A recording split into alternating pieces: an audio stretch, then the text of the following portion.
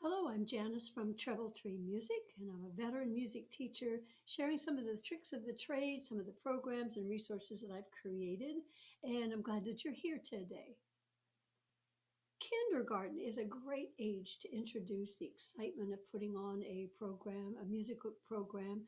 And I don't know about you, but pulling together all of the thematic music at the elementary level can be challenging.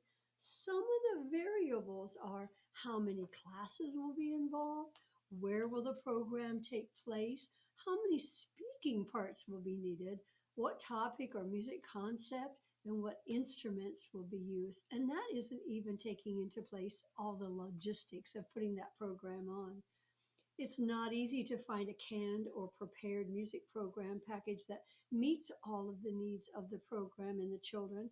And and it needs to be grade level appropriate as well as easy to learn. And sometimes I just pull together different songs from different resources and put together a program. And so that's what we're going to be talking about today. Fun songs have to be appropriate, age appropriate, and create success right out of the gate in order to be successful as well. Here's another one of the music programs that I've created for kindergarten. Pre-K and first grade could also be really successful with this resource. And the music program includes the songs Going to the Zoo by Tom Paxton. Great song for kids. Animales or Animals is an English Spanish song that I pulled in because I taught at a dual language school. It's perfect for any kind of dual language experience for Spanish and English. Another song is Alison's Camel. Another one's The Bear Went Over the Mountain. And one of my favorites, I Can't Spell Hippopotamus. The kids really love that one. And the last in the series is A Wheels on the Bus. I usually try to check in with my classroom teachers about what time of year they think they would like to have the program, and then also we go over their curriculum and decide what would best help and support them in their children's learning.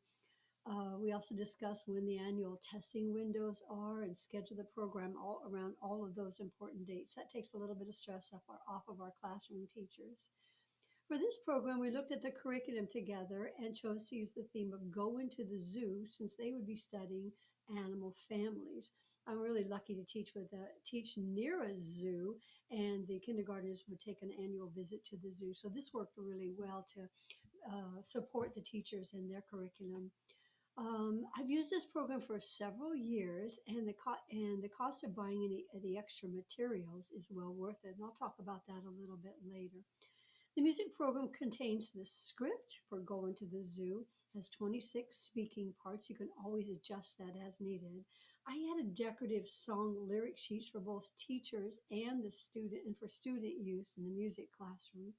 The sheet music for all of the songs is included, all except the song I Can't Spell Hippopotamus by Tom Paxton.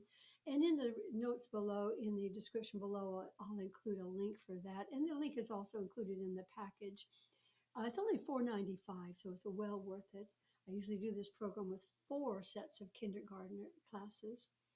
Going to the zoo, the resources available at Teacher Pay Teacher and my Etsy stores, and I added also decorative song lyric sheets for both teachers and students for use in the classroom. I've used this program several years, and it's just a real big hit. Since I taught at an English Spanish school, an English Spanish dual language school, as I mentioned, I added the English Spanish song called Animales by Christine Hernandez. It's available with English and Spanish lyrics, but it didn't come with sheet music copy, so I transcribed one with an accompaniment and included it in the resource. Those are really wonderful, and I also in the resource I add a nice recording. It's just wonderful to hear the children singing. It's peppy and has lots of room for adding simple choreography.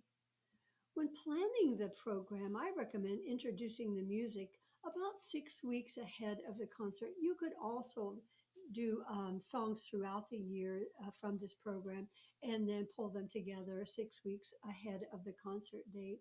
You're going to need to select speakers and print the scripts to be ready to start. Be sure to ask classroom teachers if they would like to have their students create background scenery around the stage or in the performance area. Children and families will would also love being able to think about costumes, easy, simple costumes. It could be a face of an animal on a popsicle stick, anything like that. You could have costumes for hippos, lions, crocodiles, camels, snakes, elephants, and a gorilla. You could even do a bus with kids inside. As soon as I've selected all of the speakers with the several backup speakers, sometimes kids are sick, sometimes they're absent, I make copies of the script and a packet of the song lyrics for the classroom teachers.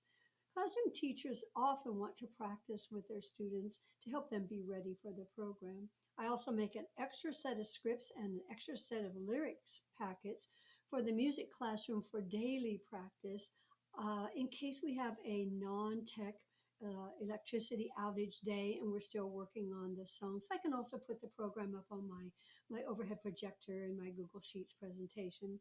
Having both versions digital and hard copies, it will really save you on those days when there's all of a sudden an electrical outlet. Sounds like I've suffered from that before. Does it sound familiar to you too? I have an additional resource you may find helpful. It's called Music Activity Event Planning Calendar. I use this to plan my music calendar, my music programs throughout the year. I'll bet you're the same as I am. Kindergarten through sixth grade, it's six programs through the year. Sometimes I'll put two classes together, often I don't. And I use this plan to keep things on track for throughout the year. And I always sit down with my calendar planner to do that. And that's another resource I would recommend as well.